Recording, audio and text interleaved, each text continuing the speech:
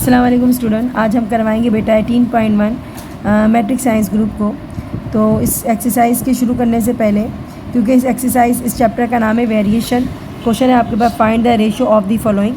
तो बेटा इस रेशो को, प्रोपोर्शन को हम बहुत पहले से पढ़ते हुए, एक्सरसाइज के शुरू करने से पहले हम रेशो और प्रोपोर्शन के बारे में थोड़ा सा जान लेते हैं, थोड़ी डेफिनेशन पढ़ते हैं और थोड़ी सी एग्जाम्पल के थ्रू हम इसको समझाने की कोशिश करते हैं आपको। उसके बाद एक्सरसाइज शुरू करेंगे बेटा।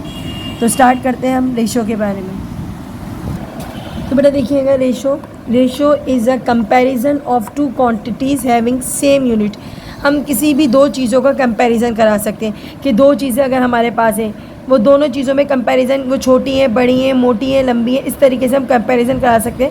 लेकिन उनका कंपैरिजन जो है ना, वो यूनिट सेम होना चाहिए। फॉर एग्जांपल मेरे पास दो पेन हैं, ठीक है, तो मैं इन दो पेनों का कंपैरिजन करा सकती हूँ।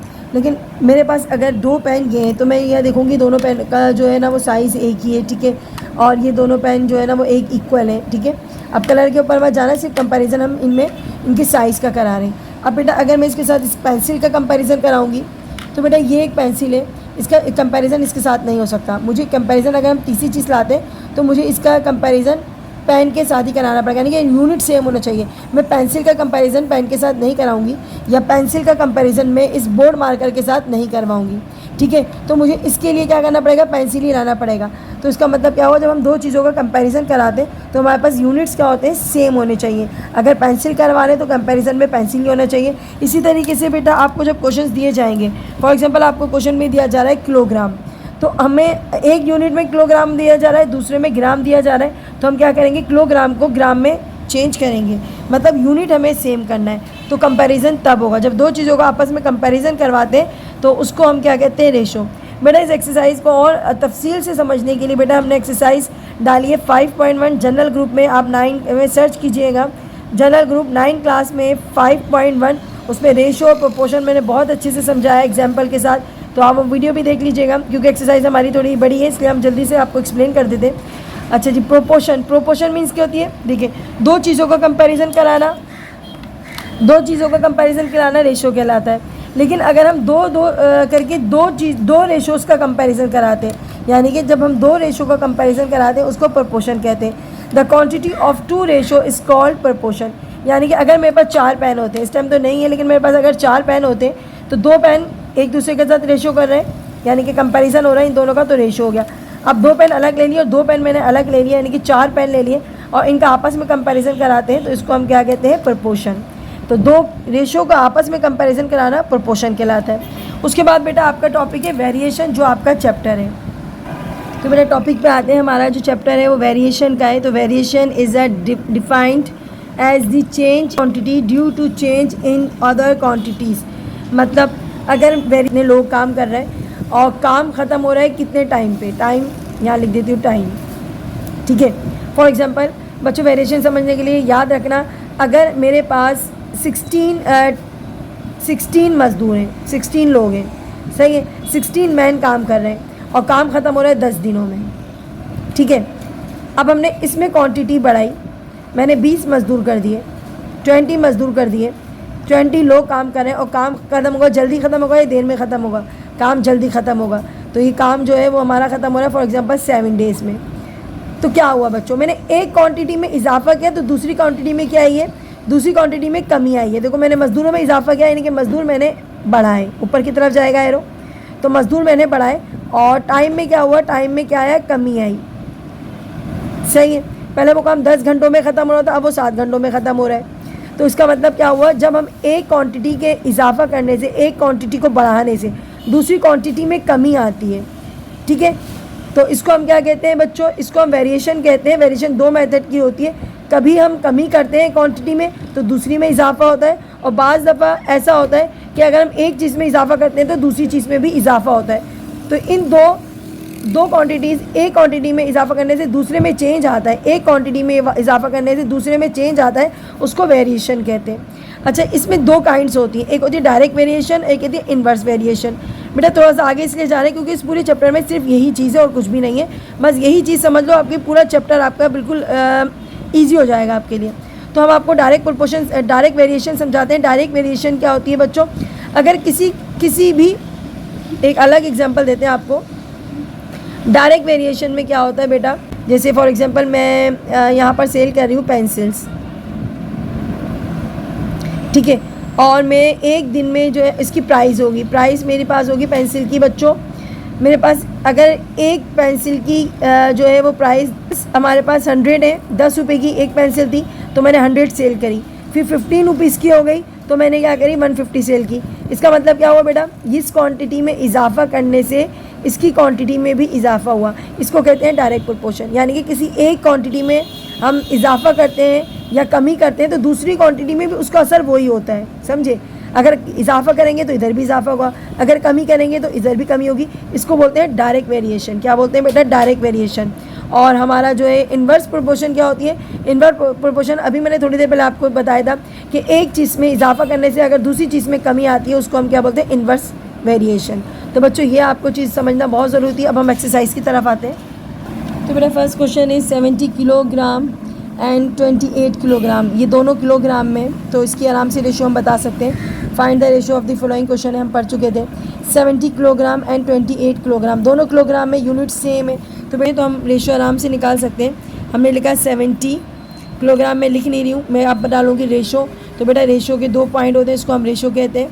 28 किलोग्राम, दोनों रेशो में कोई प्रॉब्लम नहीं है, तो इसको रेशो को हम क्या कहते हैं बेटा, हम रेशो को, इसका मतलब क्या होता है, डिवीज़न, डिवाइड करना।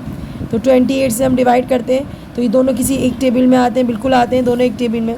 अगर हम देखते हैं तो 2 से भी जाता है, बड़े नंबर से भी काट सकते हैं, तो मैं डायरेक्ट 7 से भी काट सकती हूँ।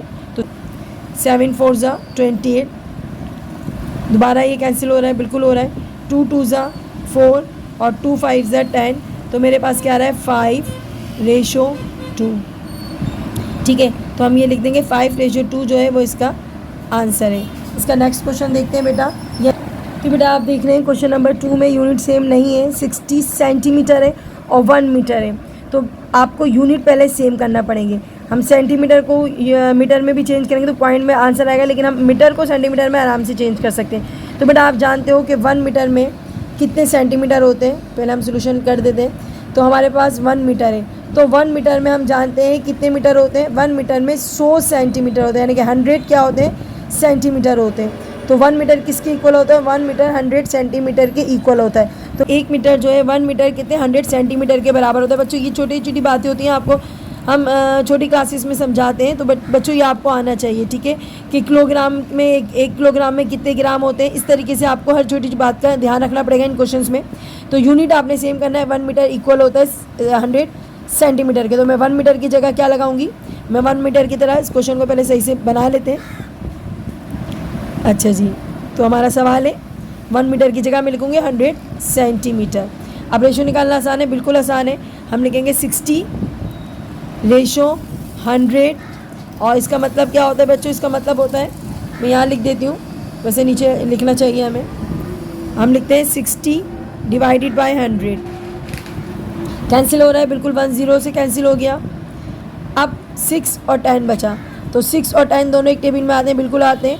2 3 ज़ा 6 और 2 5 ज़ा 10, तो हमारे पास क्या आ रहा है, रेशो 3:5। बेटा ये छोटे छोटे से सम से ही आपके MCQs के हैं, ठीक है, इसको MCQs के हवाले से लीजिएगा। अब नेक्स्ट क्वेश्चन देखते हैं। तो मेरा नेक्स्ट क्वेश्चन है, इसमें भी यूनिट सेम नहीं है। क्वेश्चन नंबर 3 है, 40 सेकेंड है और 3 मिनट्स है।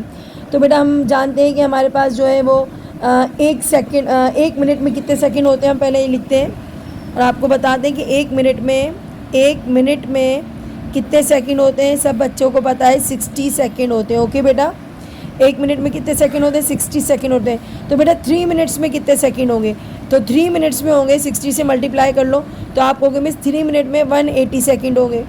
कितने सेकंड होंगे, 180 सेकंड होंगे। ओके, तो अब हमने क्या करना है, 3 मिनट की जगह 180 सेकंड लिखना है, 40 सेकंड, ठीक है। और रेशो में क्या आएगा बच्चों, रेशो में आएगा 180 सेकंड। ओके, अब इनका रेशो आराम से निकाल लेते हैं। हम लिखेंगे 40 डिवाइडेड बाय 180, 40 डिवाइडेड बाय 180 बच्चों सॉल्व हो जाएगा, 0 से 0 कैंसिल हो जाएगा। अब हमारे पास ये दोनों एक टेबल में आते हैं, 2 2 ज़ा 4, 2 9 ज़ा 18, तो हमारे पास क्या आया बच्चों 2:9। और बेटा ये आपका आंसर। नेक्स्ट क्वेश्चन देखते हैं बेटा। तो बेटा यहाँ पर देखिएगा क्वेश्चन नंबर 4 है, 200 ml और 2 लीटर। अच्छा जी, अब हमें पता है कि 1 लीटर में कितने ml होते हैं, तो हम ज़रा पहले लिख देते हैं। हमारे पास 1 लीटर में कितने ml होते हैं बच्चों, 1000 ml होते हैं। बच्चों छोटी छोटी सी बातें याद रखना पड़ेंगी, 1000 ml होते हैं। तो 2 लीटर में कितने ml होंगे, तो मल्टीप्लाई कर लेते हैं। 2 लीटर में कितने ml होंगे, 1000 से मल्टीप्लाई करते हैं, 2000 ml होंगे। कितने ml होंगे, 2000 ml होंगे। तो मैं 2 लीटर की जगह 2000 लिख सकती हूँ। तो अब हम बना सकते हैं, बिल्कुल हम बनाते हैं। रेशो 200 ml रेशो आएगा बच्चों, 2 लीटर की जगह क्या लिखेंगे, 2000 ml।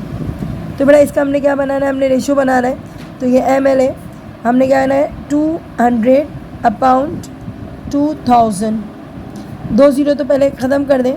अब आपके पास बचता है 2 1 ज़ा 2, 2 1 ज़ा 2 और 0 का 0, यानी कि 1/10। तो बच्चों ये है आपका आंसर। अब देखते हैं इसका क्वेश्चन नंबर 5। नेक्स्ट क्वेश्चन है 135 डिग्री एंड 360 डिग्री। तो बेटा दोनों डिग्रीज में, इसका मतलब है कोई यूनिट में चेंजिंग नहीं आएगी। हमने डायरेक्ट रेशो बनाना है। तो हमने डायरेक्ट क्या बनाना है, 135 डिग्री रेशो 360 डिग्री। ये रेशो है बच्चों, इक्वल नहीं समझना।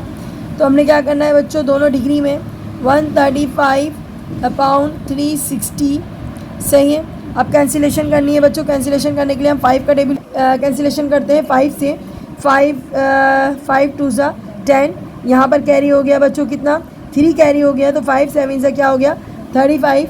अब यहाँ पर भी 5 से कैंसिल करते हैं, 5 7 ज़ा 35, 1 कैरी हो गया।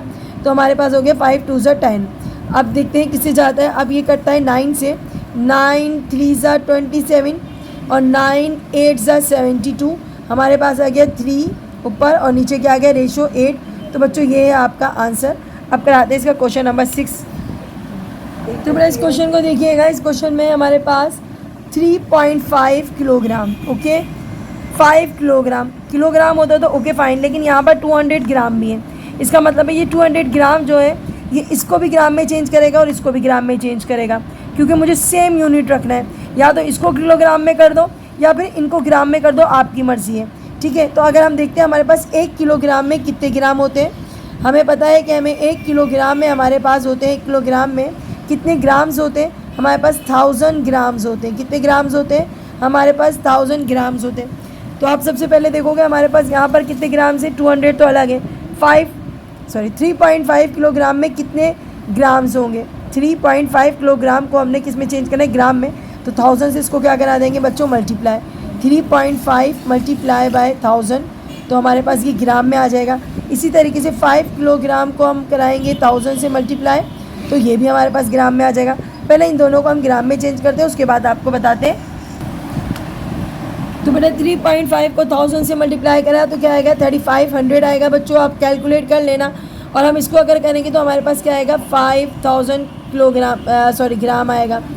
अब क्या करना है आपने ये करना है बच्चों, हमने क्या करना है बच्चों, हमने पहले तो इसकी जगह पे क्या लिखना है, 35 ग्राम्स, सही, 3500 ग्राम्स हो गया। अब से दूसरे वाले को देखो, 5, ये क्या है बच्चों, 5 किलोग्राम। 5 किलोग्राम की जगह मैं लिखूँगी 1000 प्लस 200 ग्राम्स। इस 500 किलोग्राम की जगह में 5 किलोग्राम की जगह लिखूँगी 5000 ग्राम एंड 200 इसके साथ मज़ीद प्लस करेंगे तो ये टोटल कितना हो जाएगा बच्चों, ये टोटल हो जाएगा 200 ग्राम्स। और यहाँ पर आ गया रेशो 3500 ग्राम्स। तो बेटा इनका क्या करना है, तो सफाई से लिख देते हैं 3500 ग्राम्स। अपने हमने करना क्या है, हमने ये करना है, इनको डिवाइड करना है और जल्दी से इसका आंसर देना है। तो बच्चों सबसे पहले तो 2 0 कैंसिल हो जाएंगे। अब ये 52 है, 35 है, दोनों एक टेबल में नहीं आ सकते क्योंकि ये क्या है, ऑड नंबर है, ये इवन नंबर है, तो ये यहीं फिनिश हो जाएगा बच्चों। 35/52 बच्चों ये आपका आंसर है।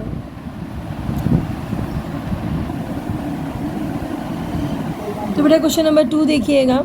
इन अ फैक्ट्री, एक फैक्ट्री में देयर आर 120 वर्कर्स हैं, इन विच 45 आर वीमेन, तो 45 वहाँ पर वीमेन यानी ख़वातीन काम करती हैं। एंड रिमेनिंग, और जो जितने बच जाते हैं 120 के 45 निकालने के बाद जो रिमेनिंग बच जाते हैं वो मर्द हैं यानी कि मैन है। तो फाइंड द रेशो, आपने रेशो मालूम करना है, लेकिन उससे पहले आपको ये बताना है कि मर्द कितने बचते हैं, मैन कितने हैं, वीमेन कितनी है। तो वीमेन तो 45 है, बाकी बचे जितने भी हैं 120 में से निकालोगे तो मैन आ जाएंगे। पहले हम ये मालूम करते हैं, उसके बाद हमारे पास क्वेश्चन आ रहा है। फर्स्ट क्वेश्चन है बेटा, मैन टू वुमेन रेशो मालूम करना है, वीमेन टू मैन रेशो मालूम करना है, वीमेन टू टोटल वर्कर मालूम करना है, मैन टू टोटल वर्कर मालूम करना है। इनका सबका रेशो बनाना है। ओके, स्टार्ट करते हैं बच्चों, बोर्ड पे आते हैं। तो बेटा सबसे पहले डेटा बना लेते हैं, क्योंकि एक बार बनाएंगे और बाकी सारे क्वेश्चन सॉल्व हो जाएंगे। सबसे पहले हमारे पास है नंबर ऑफ़ टोटल वर्कर, तो हम लिखते हैं नंबर ऑफ़ टोटल वर्कर। तो टोटल वर्कर कितने हैं 120। नंबर ऑफ़ वीमेन कितनी है बच्चों 45। तो रिमेनिंग क्या बचेगा बच्चों, 45 में से माइनस करो तो ये माइनस हो जाएगा, तो हमारे पास बच जाएगा नंबर ऑफ़ मैन। क्या बच जाएगा बच्चों, नंबर ऑफ़ मैन कितने बनेंगे। तो बेटा माइनस करके देखते हैं, नंबर ऑफ़ मैन कितने बनेंगे बच्चों 75 जो है वो है मैन। ओके, अब स्टार्ट करते हैं। क्वेश्चन का पहला वाला पार्ट क्या है बच्चों, पहले वाला पार्ट है हमारे पास, तो फर्स्ट पार्ट है मैन टू वीमेन। तो मैन कितने हैं बच्चों, मैन कितने आपके पास 75 रेशो वीमेन का कितना है बच्चों, वीमेन है हमारे पास 45। सही है, डिवाइड करवाते हैं 75 डिवाइडेड बाय 45, दोनों टेबल में आते हैं, 15 के टेबल में दोनों आते हैं। तो करते हैं बच्चों 15 से डायरेक्ट कर लेते हैं। 15 3 और 15 क्या हो जाएगा, 15 हो जाएगा 5 हमारे पास क्या आएगा 5:3 जो है वो क्या है आपका man to women. Okay, first question आपका हो गया। सेकंड करते हैं इसका, यही कर लेते हैं। सेकंड है आपका वीमेन टू मैन। तो सबसे पहले हम लिखेंगे वीमेन, पहले मैन लिखा था ना, अब किसकी बारी है वीमेन टू मैन। तो हम सबसे पहले लिखेंगे 75 नहीं 45 रेशो 75। तो हम क्या करेंगे 45 डिवाइडेड बाय 75, वही 15 की टेबल से जाएगा, 15 3 और 15 5 3 रेशो 5। ओके बच्चों, देख लेगा कैमरे में नज़र नहीं आ रहा था, तो क्या आ जाएगा 3 रेशो 5। आपके 2 सम्स हो गए, अब हमें लास्ट के 2 और करने। बेटा थर्ड वाले क्वेश्चन में वीमेन टू टोटल यानी कि जितनी भी टोटल थी 120, तो वीमेन में क्या आएगा बच्चों, वीमेन में आएगा 45 रेशो टोटल कितना है 120। तो बच्चों आपने करना क्या है 45 रेशो 120 करना है। कैंसिलेशन हो सकती है, बिल्कुल हो सकती है, हम डायरेक्ट भी कर सकते हैं, 5 से भी कर सकते हैं, तो 5 से करना बेटर होगा। 5 9 45, 5 2 10, 5 4 20, 3 3 9 और 3 8 24, आ गया 3 रेशो 8। ओके, अब इसका लास्ट है बेटा मैन टू टोटल वर्कर। तो मैन कितने थे बच्चों आपके पास 75, टोटल वर्कर कितने 120। तो बेटा क्या करेंगे 75 डिवाइडेड बाय 120 करेंगे, तो कैंसिलेशन करने में आसानी हो जाएगी। आप डायरेक्ट बड़े टेबल से भी काट सकते हैं, 15 से भी काट सकते हैं, तो हम फिर बड़े टेबल से कैंसिल करते हैं, 15 से कैंसिल करते हैं, होता है 75, 15 8 होता है 120। तो बेटा आपका आ गया 5 रेशो 8। तो बच्चों ये आपके क्वेश्चन नंबर 2 के 4 सम से ख़त्म हो गए। इसके बाद हम करवाते हैं क्वेश्चन नंबर 3। बेटा देखिएगा क्वेश्चन नंबर 3 है बच्चों, इसमें आपके पास question, if 5 bracket 4x minus 2y bracket close equal है 3x माइनस 4y। फाइंड क्या करना है आपने x ratio y। Okay, x ratio y find करना है। सबसे पहले आपने क्या करना है, ये उतारना है 5 4x minus 2y bracket close 3x minus 4y। Okay, हमने ये फाइंड करना है। तो हमारे पास ये अलग अलग में 5 4 से क्या हो गया बच्चा 20x, 5 2 से क्या हो गया बच्चों 10y, 5 से मल्टीप्लाई करा रहे हैं हम, ये 10 है,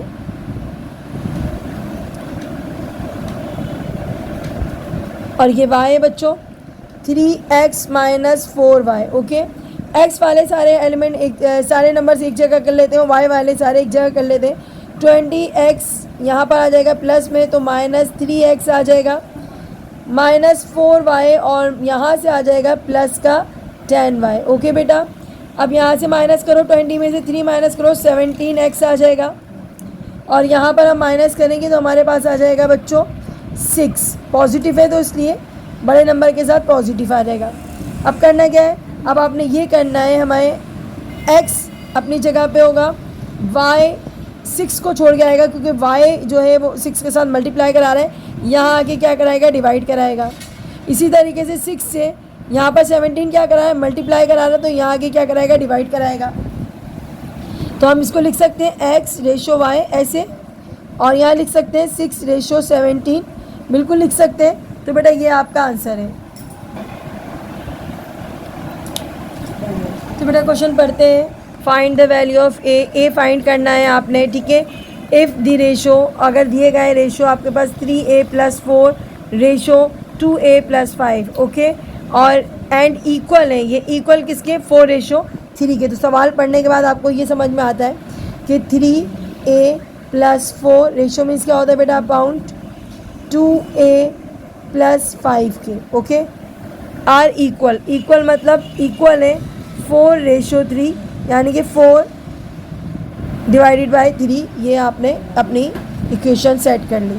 ओके बेटा, अब करना क्या है, अब आपने ये करना है, दोनों साइड पे आपके पास जो है वो क्या है, फ्रैक्शन है, तो हम क्रॉस मल्टीप्लाई करा सकते हैं। 3 से इस पूरे फ्रैक्शन को कराएंगे, 4 से नीचे वाले डिनोमिनेटर को कराएंगे। तो बेटा करते हैं 3a + 4 से मल्टीप्लाई कराना है 3 को, और 4 से मल्टीप्लाई कराना है किसको बेटा, 2a + 5 को।